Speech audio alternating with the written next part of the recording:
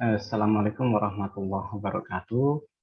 Pada kesempatan kali ini, saya Feris Yandika Yuda Pratama dengan rekan saya Ibu Happy Sista DVMM memberikan atau membuat sebuah materi, melanjutkan materi mata kuliah manajemen keuangan syariah, di mana pada kesempatan kali ini kita akan bersama-sama membahas mengenai manajemen kas dan surat berharga. Oke. Kalau kita berbicara kas, maka alangkah lebih baiknya jika kita mengenal apa itu kas. Kas di sini didefinisikan sebagai seluruh uang tunai yang ada di tangan, atau bahasa lainnya adalah cash on hand, dan juga dana yang disimpan di bank, cash in bank, dalam berbagai bentuk, misalkan adalah deposito maupun rekening. Jadi di sini kas itu terdiri dari dua hal ya. Yang utama adalah seluruh uang tunai yang ada di tangan atau cash on hand, dan juga seluruh dana yang disimpan di bank, baik itu dalam bentuk deposito maupun dalam bentuk rekening. Nah, sementara itu, surat berharga ini merupakan investasi jangka pendek yang bersifat temporary atau sementara, yang apabila perusahaan memerlukan kas dengan segera, maka surat berharga tersebut dapat dijual atau diubah dalam bentuk kas. Nah, di sini contoh surat berharga yang bisa diinvestasikan oleh perusahaan adalah deposito berjangka, kemudian sertifikat deposito, SBI, kemudian saham, obligasi, dan lain sebagainya.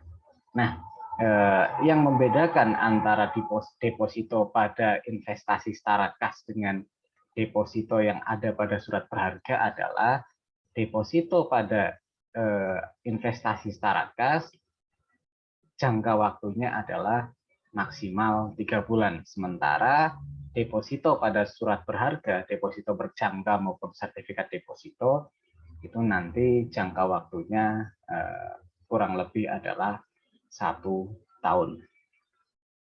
Di sini, kas merupakan bagian dari aset yang paling liquid. Artinya, kas ini yang paling mudah untuk dicairkan ketika sewaktu-waktu perusahaan membutuhkan dana untuk membiayai kegiatan operasionalnya. Oke, di sini kas tergolong sebagai aktiva yang non-produktif atau non-earning asset.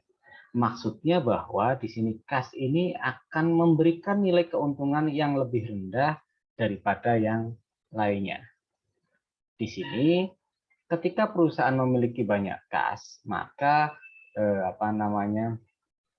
perusahaan akan mengalami sebuah kerugian.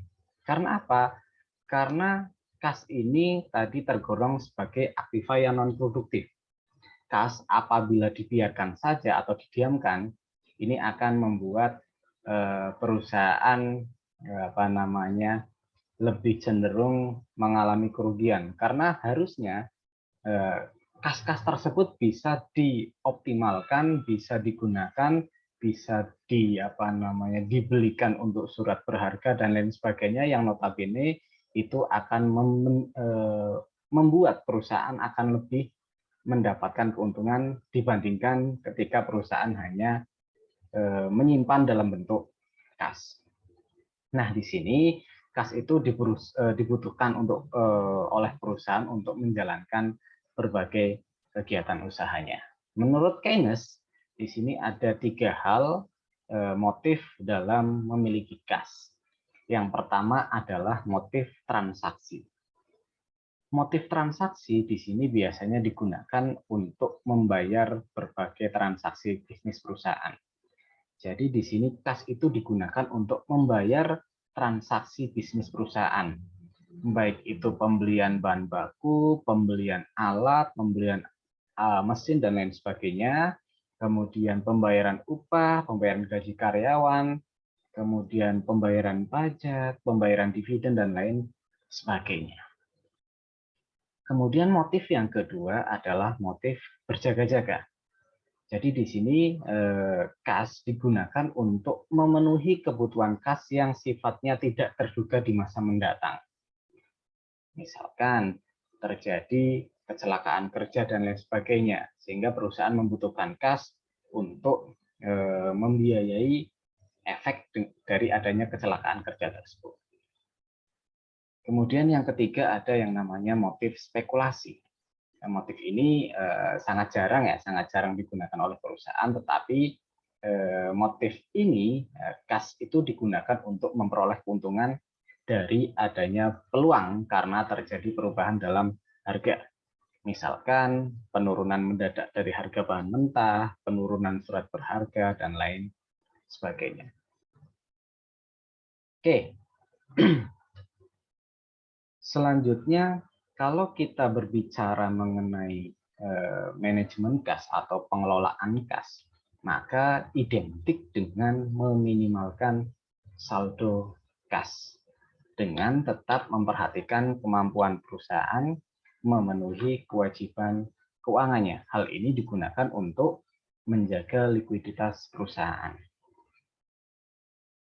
Oke, jadi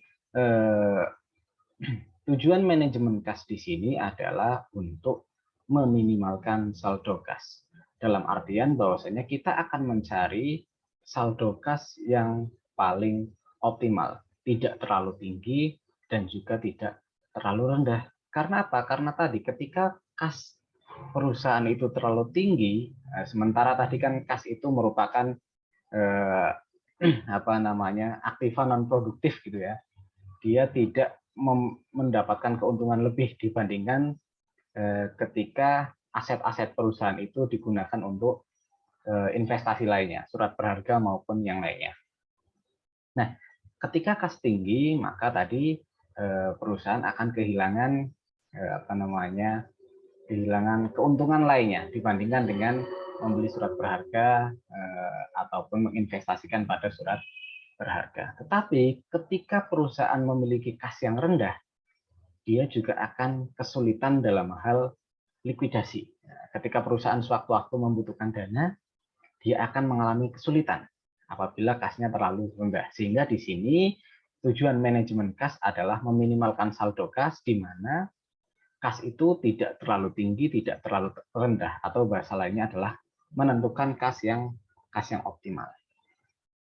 Nah, di sini beberapa model yang bisa digunakan untuk membantu menentukan kas yang optimal itu ada dua. Yang pertama adalah model persediaan atau model Baumol. Kemudian yang kedua adalah stochastic model atau model yang dikemukakan oleh Miller-Orr. Nah, oke. Pertama kita masuk ke model persediaan atau model Baumol. Model Baumol ini dikemukakan oleh Baumol pada tahun 1952, di mana di sini model penentuan kas yang optimal itu terjadi pada kondisi kepastian berdasarkan model persediaan. Nah, di sini Baumol menyatakan bahwa semakin banyak saldo kas, maka perusahaan itu akan semakin kecil kemungkinan kehabisan kas. Tetapi ketika semakin banyak saldo kas, semakin besar kerugiannya. Kenapa? Karena kas tadi memberikan keuntungan yang paling kecil dibandingkan apa namanya tadi surat berharga ataupun misalkan deposito berjangka dan lain sebagainya.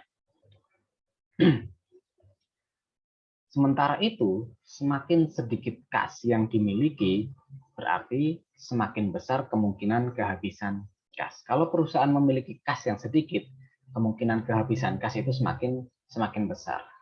Dan harus sering mengubah aktiva lain menjadi kas. Misalkan surat berharga tadi. Surat berharga harus harus diubah menjadi kas ketika perusahaan membutuhkan dana segar atau membutuhkan dana likuid. Nah, perubahan ini akan memerlukan biaya ketika perusahaan menjual surat berharganya menjadi kas.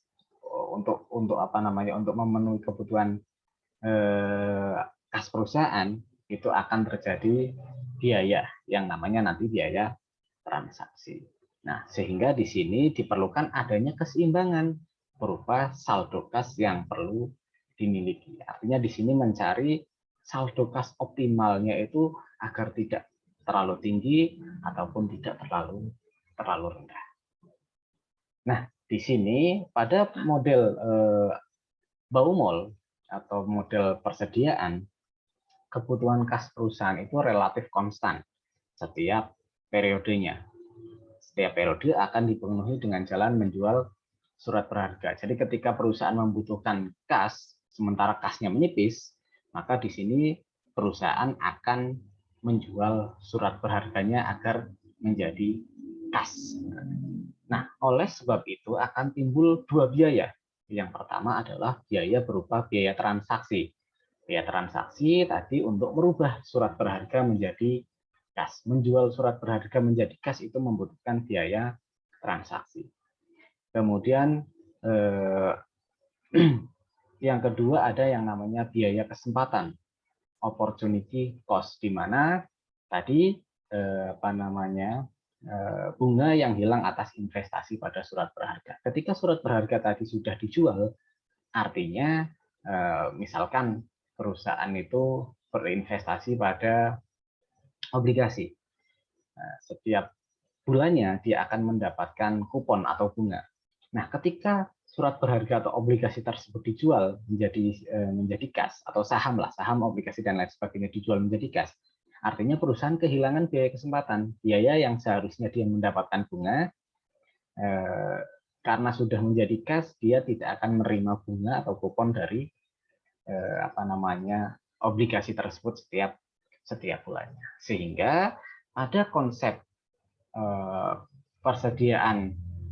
model persediaan atau Baumol ini, kita akan menentukan jumlah kas optimal yang dapat meminimalkan total biaya pengelolaan kas. Jadi tadi biaya pengelolaan kas terdiri dari dua ya, biaya transaksi, di mana biaya transaksi ini mengubah surat berharga menjadi kas, dan juga biaya kesempatan, biaya kehilangan bunga yang harusnya tadi didapatkan dari surat berharga. Karena pada model persediaan ini, kekurangan kas ini ditutupi dengan cara menjual surat berharga agar menjadi kas, agar cepat liquid. Nah, di sini rumusnya untuk menghitung model persediaan adalah C sama dengan akar 2 kali OD dibagi I. Nah, kemudian kalau yang ditanyakan adalah biayanya, biaya pengelolaan kasnya, maka biaya pengelolaan kas sama dengan biaya transaksi ditambah biaya kesempatan. Nah, atau opportunity cost gitu ya tadi ya. Dengan rumus sama dengan O dikalikan D per C ditambah I dikalikan C per 2. Keterangannya bisa dibaca di bawahnya, di mana C adalah jumlah kas optimal, kemudian O adalah biaya tetap, kemudian I adalah tingkat bunganya, kemudian D adalah kebutuhan kasnya. Oke, di sini saya contohkan Dira. Dira ini misalkan seorang Dira mengamati gitu ya. Dira mengamati bahwa pengeluaran kas setiap hari dari perusahaan tempat ia bekerja relatif konstan. Setiap bulan pengeluaran yang dilakukan perusahaan rata-rata mencapai 20 juta. Nah, jika kas tersebut dibelikan obligasi, obligasi ini kan merupakan salah satu produk dari surat berharga gitu ya. Nah, jika kas tersebut dibelikan obligasi milik BUMN, perusahaan mendapatkan keuntungan sekitar 12% per tahun. Nah, tadi setiap bulan pengeluarannya 20 juta, kemudian jika dibelikan obligasi, keuntungannya adalah return-nya adalah 12% per tahun. Sehingga kalau per bulan sama dengan 12% dibagi 12 atau 1%. Kemudian biaya transaksinya sebesar Rp12.250 per transaksi. Berapakah jumlah kas yang optimal untuk perusahaan ini? Jadi di sini kita akan menghitung jumlah kas optimalnya, kemudian kita juga akan lihat kira-kira biaya pengelolaan kas yang diperlukan perusahaan itu seberapa besar. Nah, di sini kita masukkan saja sesuai dengan rumus yang tadi ya, Rumusnya sama dengan C, akar dari 2 kali OD dibagi I. Nah, di sini kita masukkan 2 kali O. O-nya adalah biaya tetapnya sebesar 12.250 dikalikan D. D itu merupakan kebutuhan kasnya. Kebutuhan kasnya sebesar 20 juta. Dibagi tadi 12% per tahun kita jadikan per bulan bunganya, sehingga 12% dibagi 12 sama dengan 1%, 0,01.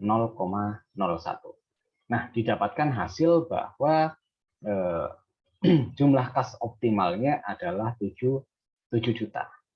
Kemudian selanjutnya kita akan menghitung kira-kira total biaya pengelolaan kasnya itu berapa.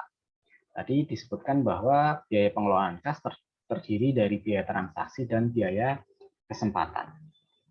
Nah, biaya transaksi rumusnya adalah O dikalikan D per C. O-nya tadi 12.250 dikalikan D. D per C. D-nya adalah 20 juta dibagi C. C-nya ini sudah diketahui sebesar 7 juta. Ditambah biaya kesempatan I atau bunganya 0,01 dikalikan C per 2. 7 juta dibagi 2. Sehingga didapatkan bahwa total biaya pengelolaan kas sebesar 70.000.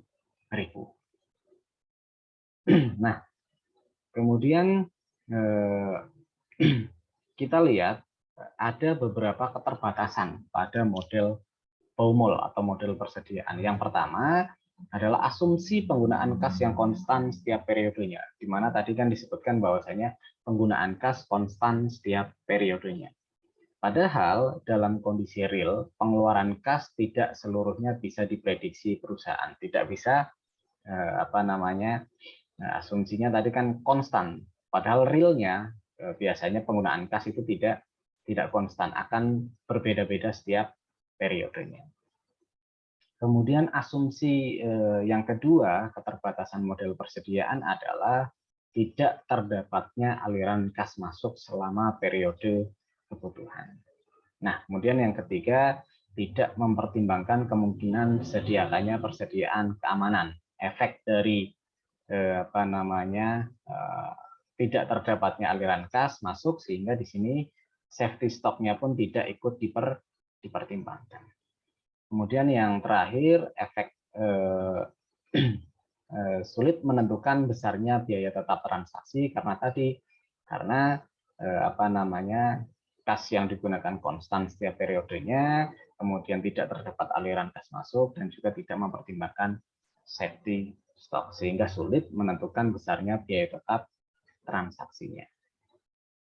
Oke, kita lanjut ke metode atau model yang kedua, yaitu model dari Miller dan Orr, atau biasa kita sebut sebagai stochastic model gitu ya. Nah, di sini kalau tadi model Baumol ini pada kondisi kepastian gitu ya, di sini model Miller-Orr digunakan pada kondisi ketidakpastian pengeluaran dan penerimaan kas. Jadi di sini pada dasarnya kita akan menentukan batas atas dan batas bawah dari fluktuasi aliran kas. Jadi batas atasnya berapa, batas bawahnya berapa.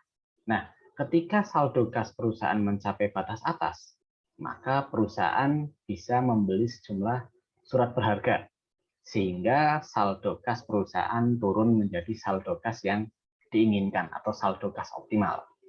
Sementara itu, apabila saldo kasnya menurun, dalam artian saldo kasnya itu di bawah pada batas bawah gitu ya, di batas bawah, maka perusahaan perlu menjual sejumlah surat berharga sehingga saldo kas kembali naik untuk mencapai saldo kas yang optimal. Nah, besarnya batas atas, batas bawah, dan saldo kas yang diinginkan dipengaruhi oleh biaya tetap setiap transaksi dan juga biaya kesempatan, sama dengan model pada model Baumol. Nah, di sini rumusnya untuk model Miller-Orr, jumlah kas optimal atau kita menggunakan notasi Z gitu ya. Z sama dengan akar pangkat 3 dari 3O dikali sigma kuadrat, standar deviasinya gitu ya, dibagi 4I ditambah L, atau sama dengan Nah, ini sama saja gitu ya. Jadi kalau akar pangkat 3 itu sama dengan dikalikan pangkat sepertiga. Jadi sama saja antara yang tengah dengan yang paling kanan ini sama saja. Nah, di sini ketika kita disuruh mencari batas atas kas, maka batas atas kas atau kita notasikan dengan simbol H atau H sama dengan 3Z dikurangi 2L. Kemudian rata-rata saldo kas itu sama dengan 4Z dikurangi L dibagikan 3. Nah, di mana Z adalah saldo kas optimal, kemudian O-nya itu biaya tetap, kemudian I adalah tingkat suku bunga, kemudian sigma atau sigma kuadrat, kalau sigma itu standar deviasi, kalau sigma kuadrat berarti variansnya, kemudian L adalah batas bawah, dan H adalah batas atas. Kita lihat contoh soalnya. Di sini kita bisa lihat bahwasanya seorang manajer keuangan pada PT Bukan Basa-Basi, dia mengamati bahwa pengeluaran kas harian perusahaan bersifat acak. Nah, jadi di sini kalau kondisi kasnya adalah ketidakpastian, kalau tadi Baumol itu kan konstan, kalau di sini Miller-Orr dia lebih sifatnya acak atau tidak konstan. Nah, standar deviasi arus kas harian ditaksir sebesar 4 juta rupiah. Kemudian kas yang menganggur bisa diinvestasikan pada surat berharga yang memberikan tingkat keuntungan sebesar 14,44% per tahun. Kemudian biaya transaksi untuk menjual atau membeli surat berharga ditaksir sebesar Rp60.000 per transaksi. Kemudian perusahaan menetapkan batas bawah saldonya adalah 1,5 juta. Batas bawah saldo kasnya 1,5 juta. Kemudian pertanyaannya adalah tentukan jumlah kas optimalnya, batas atas saldo kas, dan rata-rata saldo kas perusahaan. Nah, di sini sesuai dengan rumus tadi gitu ya, kita bisa mencari bahwasanya Z atau saldo kas optimal sama dengan 3 dikalikan 60.000. 60.000 tadi adalah biaya tetap, dikalikan 4 juta. 4 juta itu merupakan kas masuk bersihnya tadi ya, atau kas harian, taksiran kas hariannya. Nah, dibagi 4 kali I. I-nya di sini adalah 14,4% dibagi 12 gitu ya, menghasilkan 0,4% tiap bulannya atau 0,0004. Nah, kemudian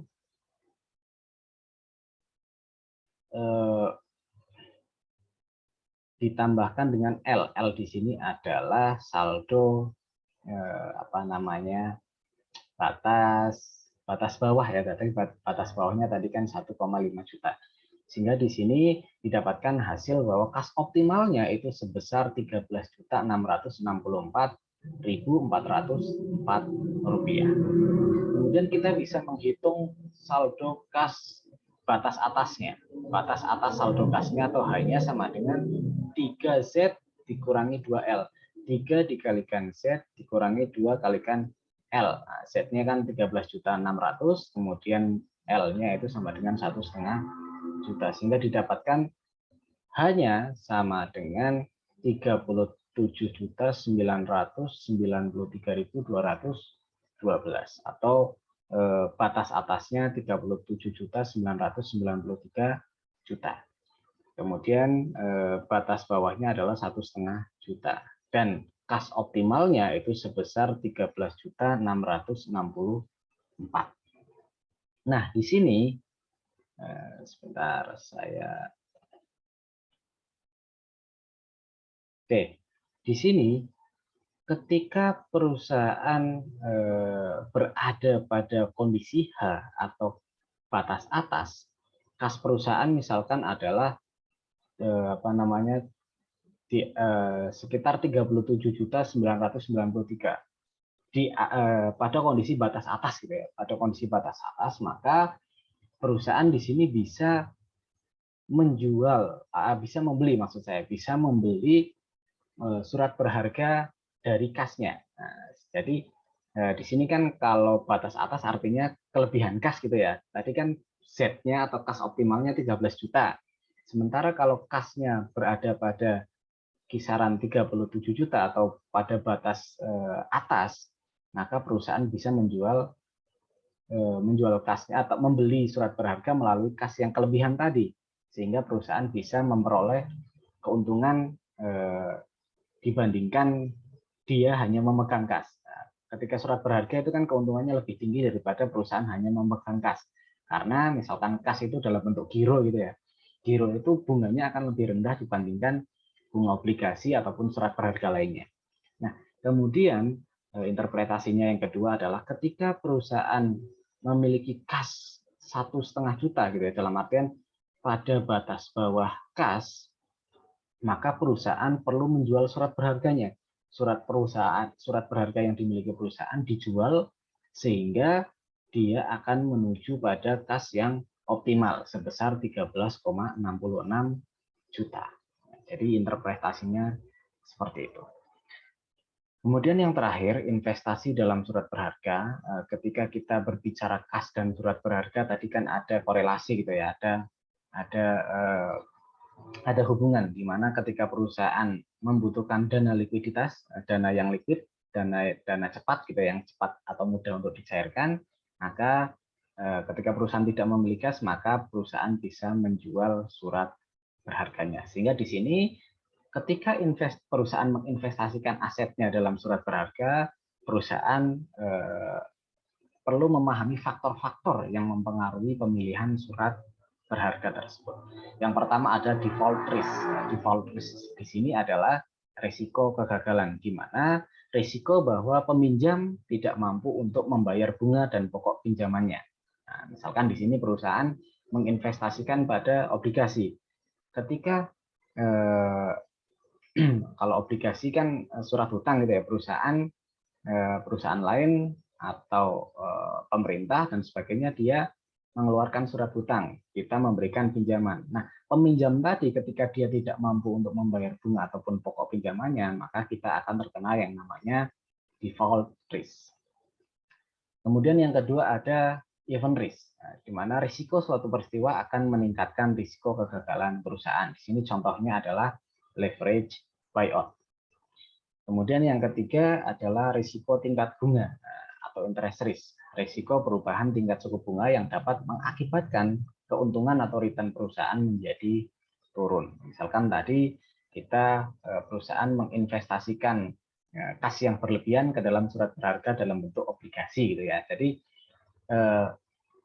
misalkan obligasinya menggunakan skema yang floating gitu ya. Floating artinya tingkat kupon atau suku bunganya mengambang.